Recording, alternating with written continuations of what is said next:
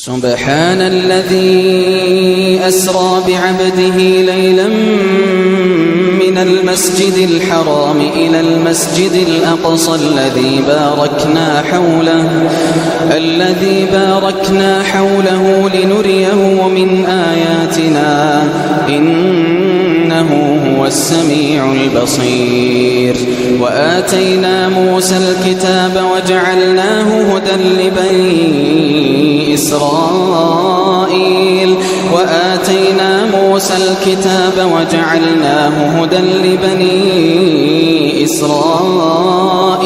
ألا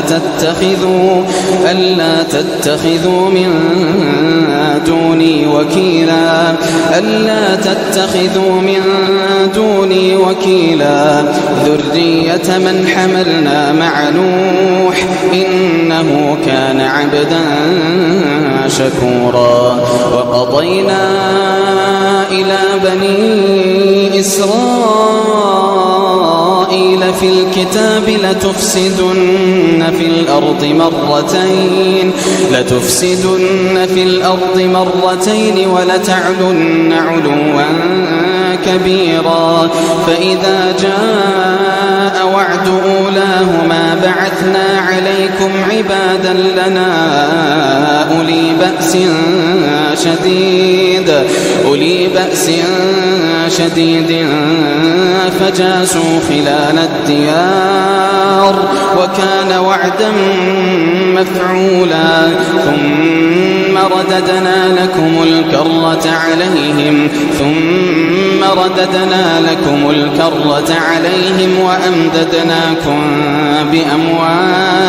وأمددناكم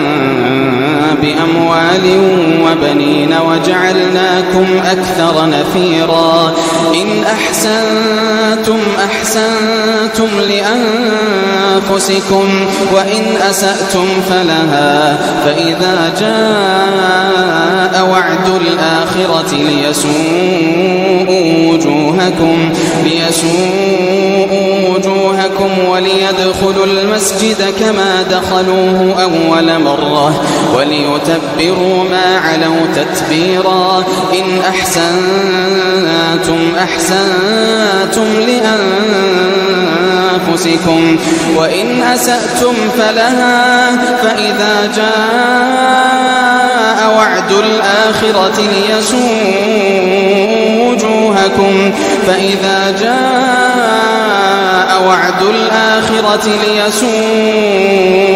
وجوهكم وليدخلوا المسجد كما دخلوه أول مرة وليتبروا ما علوا تتبيرا. عسى ربكم أن يرحمكم وإن عدتم عدنا وجعلنا جهنم للكافرين حصيرا. إن هذا القرآن يهدي للتي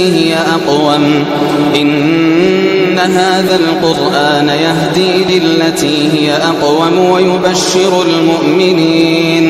ويبشر المؤمنين الذين يعملون الصالحات أن لهم أجرا كبيرا وأن الذين لا يؤمنون بالآخرة أعتدنا لهم عذابا أليما. ويدعو الإنسان بالشر دعاءه بالخير وكان الإنسان عجولا. وجعلنا الليل والنهار آيتين فمحونا آية الليل وجعلنا آية النهار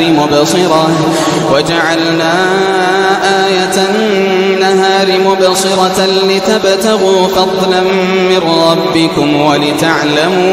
ولتعلموا عدد السنين والحساب وكل شيء فصلناه تفصيلا. وكل إنسان ألزمناه طائره في عنقه ونخرج ونخرج له يوم القيامة كتابا يلقاه منشورا وكل إنسان ألزمناه طائره في عنقه ونخرج له يوم القيامة كتابا يلقاه منشورا اقرأ كتابك كفى بنفسك اليوم عليك حسيبا من اهتدى فإنما يهتدي لنفسه ومن ضل فإنما يضل عليها ولا تزر وازرة وزر أخرى وما كنا معذبين حتى نبعث رسولا وإذا أردنا أن نهلك قرية أمرنا مترفيها وإذا أردنا أن نهلك قرية أمرنا مترفيها ففسقوا فيها فحق عليها القول فدمرناها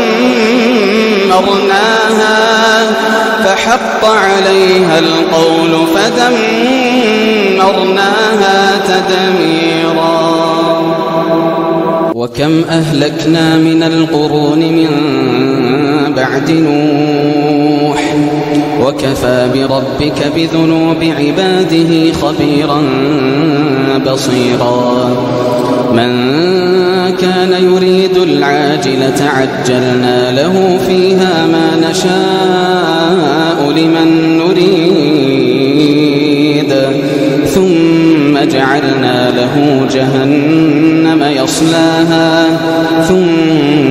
جعلنا له جهنم يصلاها مذموما مدحورا ومن أراد الآخرة وسعى لها سعيها وهو مؤمن فأولئك كان سعيهم مشكورا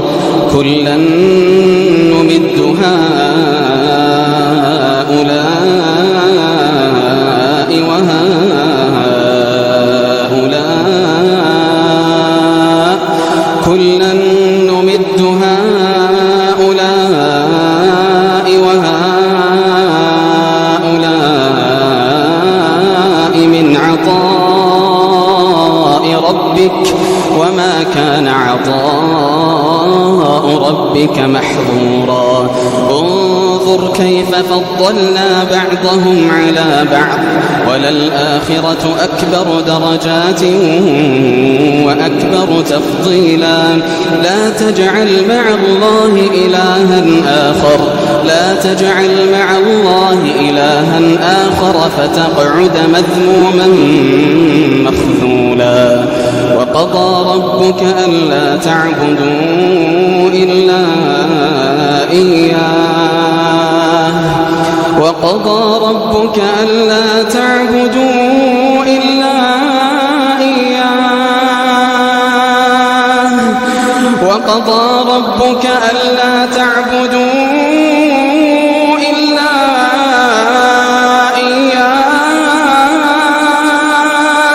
إلا إياه وبالوالدين إحسانا إما يبلغن عندك الكبر أحدهما أو كلاهما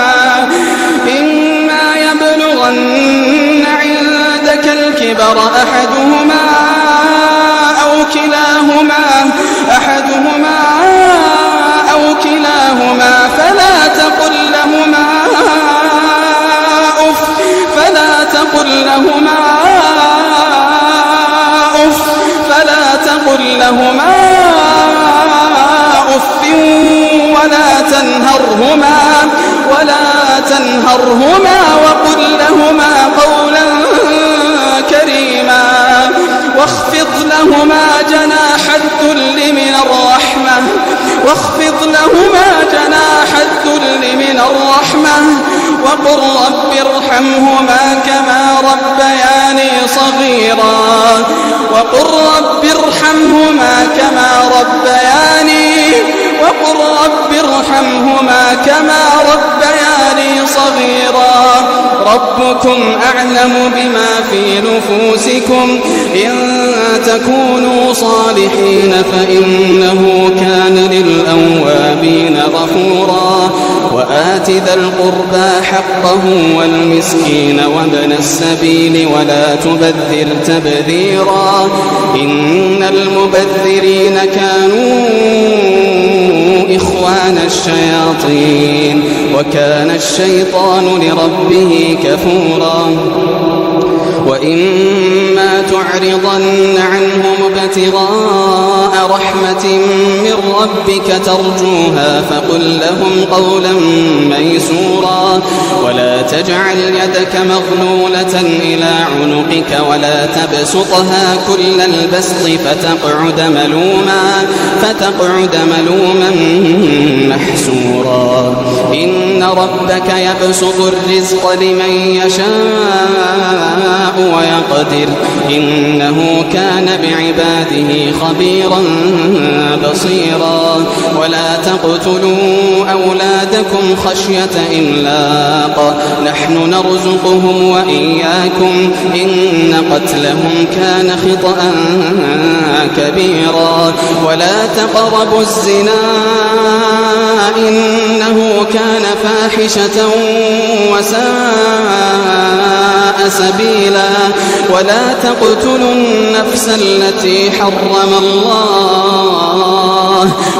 تقتلوا النفس التي حرم الله إلا بالحق ومن قتل مظلوما فقد جعلنا لوليه سلطانا فلا يسرف في القتل إنه كان منصورا ولا تقربوا مال اليتيم إلا بالتي هي أحسن حتى يبلغ أشده وأوفوا بالعهد إن العهد كان مسؤولا وأوفوا الكيل إذا كلتم وزنوا بالقسطاس المستقيم ذلك خير وأحسن تأويلا ولا تقف ما ليس لك به علم إن السمع والبصر والفؤاد كل أولئك كان عنه مسؤولا ولا تقف ما ليس لك به علم إن السمع والبصر والفؤاد كل أولئك كان عنه مسؤولا ولا تمش في الأرض مرحا إنك لن تخرق الأرض ولن تبلغ الجبال طولا كل ذلك كان سيئه عند ربك مكروها ذلك مما أوحى إليك ربك من الحكمة ولا تجعل مع الله إلها آخر فتلقى في جهنم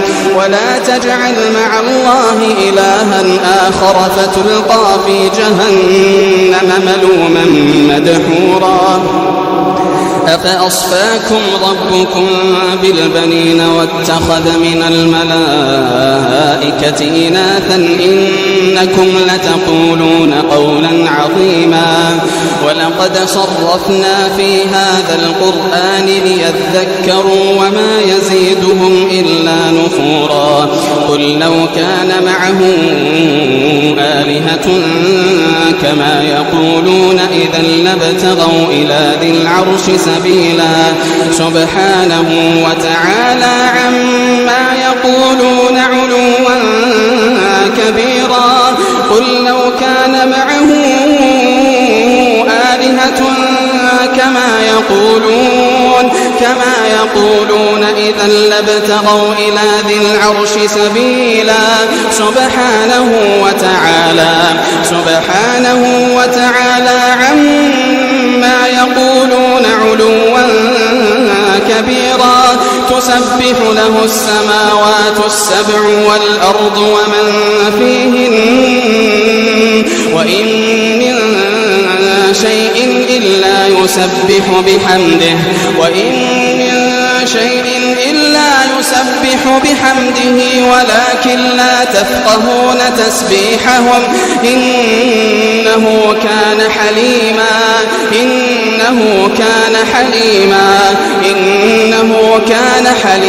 غفورا وإذا قرأت القرآن جعلنا بينك وبين الذين لا يؤمنون بالآخرة حجابا مستورا وجعلنا على قلوبهم أكنة أن يفقهوه وفي آذانهم وقرا وإذا ذكرت ربك في القرآن وحده ولوا على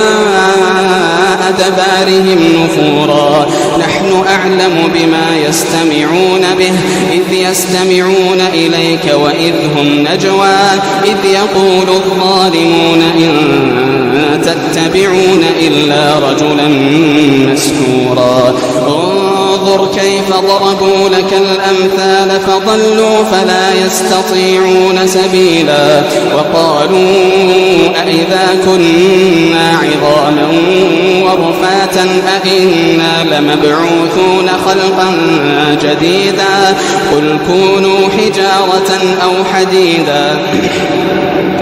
قل كونوا حجارة أو حديدا أو خلقا مما يكبر في صدوركم فسيقولون من يعيدنا قل الذي فطركم أول مرة فسينغضون إليك رؤوسهم ويقولون متاه قل عسى أن يكون قريبا يوم يدعوكم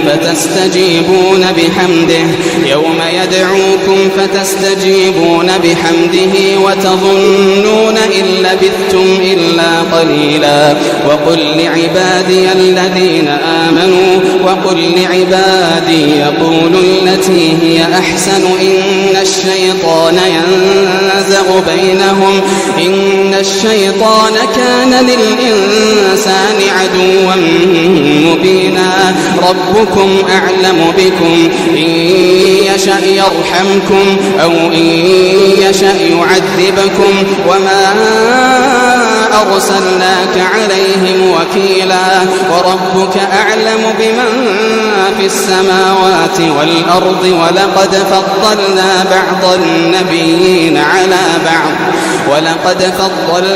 بعض النبيين على بعض وآتينا داود زبورا قل ادعوا الذين زعمتم من دونه فلا يملكون كشف الضر عنكم ولا تحويلا أولئك الذين يدعون يبتغون إلى ربهم الوسيلة أيهم أقرب ويرجون رحمته ويخافون عذابه إن عذاب ربك كان محذورا وإن من قرية إلا نحن مهلكوها قبل يوم القيامة أو معذبوها عذابا شديدا كان ذلك في الكتاب مسطورا وما منعنا أن نرسل بالآيات إلا أن كذب بها الأولون وآتينا ثمود الناقة مبصرة فظلموا بها وما نرسل بالآيات إلا تخويفا وإذ قلنا لك إن ربك أحاط بالناس وما جعلنا الرؤيا التي أريناك إلا فتنة للذين كفروا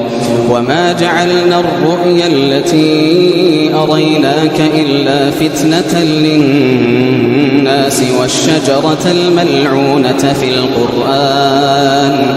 ونخوفهم فما يزيدهم إلا طغيانا كبيرا وإذ قلنا للملائكة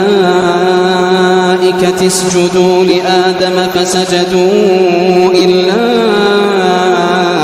إبليس فسجدوا إلا إبليس قال أأسجد لمن خلقت طينا قال أرأيتك هذا الذي كرمت علي لئن أخرتني إلى يوم القيامة لأحتنكن ذريته إلا قليلا قال اذهب فمن تبعك منهم فإن جهنم جزاؤكم قال اذهب فمن تبعك منهم فإن جهنم جزاؤكم جزاء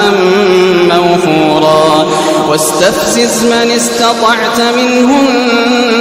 بصوتك وأجلب عليهم بخيلك ورجلك وشاركهم في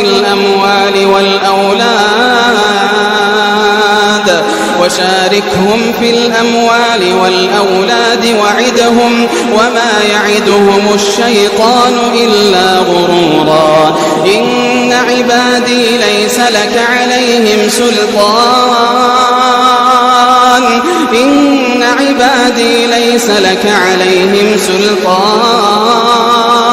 وكفى بربك وكيلا ربكم الذي يزجي لكم الفلك في البحر لتبتغوا من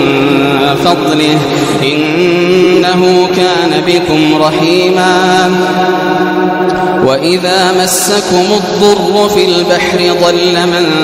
تدعون إلا إياه فلما نجاكم إلى البر أعرضتم وكان الإنسان كفورا أفأمنتم أن يخسف بكم جانب البر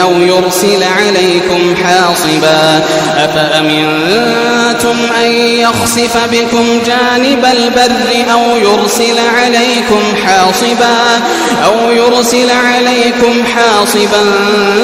ثم لا تجدوا لكم وكيلا أم أمنتم أن يعيدكم فيه تارة أخرى فيرسل عليكم قاصفا من الريح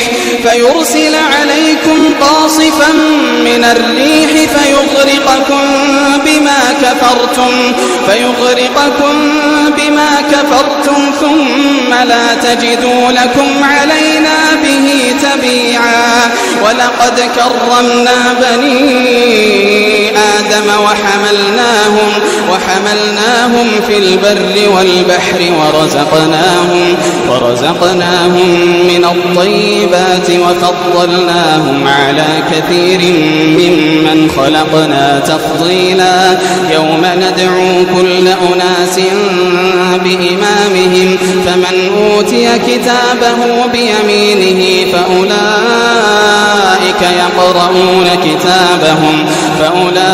يقرؤون كتابهم ولا يظلمون فتيلا ومن كان في هذه أعمى فهو في الآخرة أعمى ومن كان في هذه أعمى فهو في الآخرة أعمى وأضل سبيلا وإن كادوا ليفتنونك عن الذي أوحينا إليك لتفتري علينا غيره وإذا لاتخذوك خليلا ولولا أن ثبتناك لقد كدت تركن إليهم شيئا قليلا إذا لأذقناك ضعف الحياة وضعف الممات ثم لا تجد لك علينا نصيرا وإن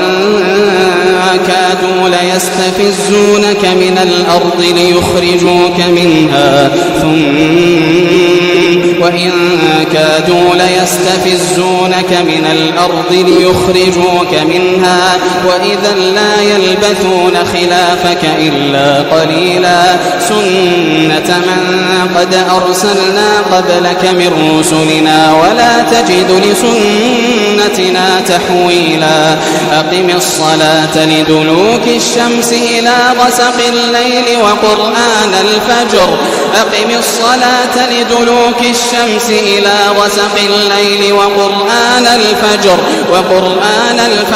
إن قرآن الفجر كان مشهودا ومن الليل فتهجد به نافلة لك عسى أن يبعثك ربك مقاما محمودا ومن الليل فتهجد به نافلة لك عسى أن يبعثك ربك مقاما محمودا ومن الليل فتهجد به نافلة لك عسى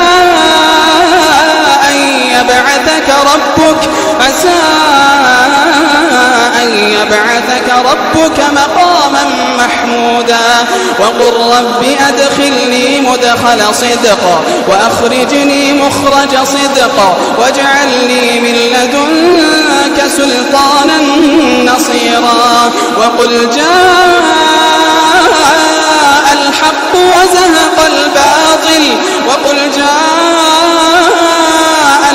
وزهق الباطل إن الباطل كان زهوقا وننزل من القرآن ما هو شفاء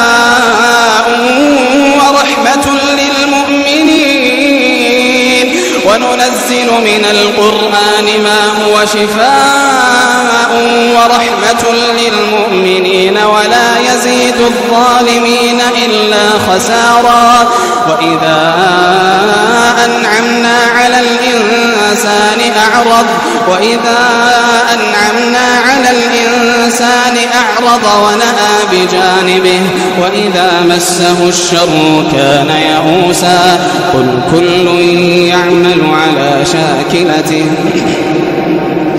قل كل يعمل على شاكلته فربكم أعلم بمن هو أهدى سبيلا ويسألونك عن الروح قل الروح من أمر ربي وما أوتيتم من العلم إلا قليلا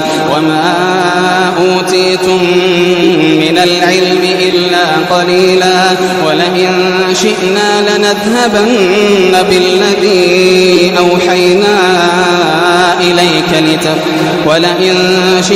لنذهبن بالذي أوحينا إليك ثم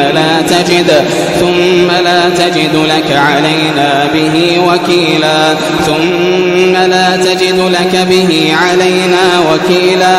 إلا رحمة من ربك إن فضله كان عليك كبيرا قل لئن اجتمعت الإنس والجن على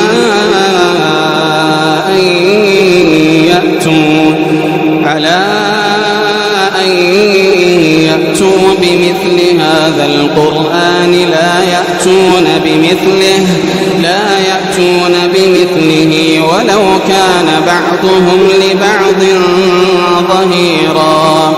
قل لئن اجتمعت الإنس والجن على أن يأتوا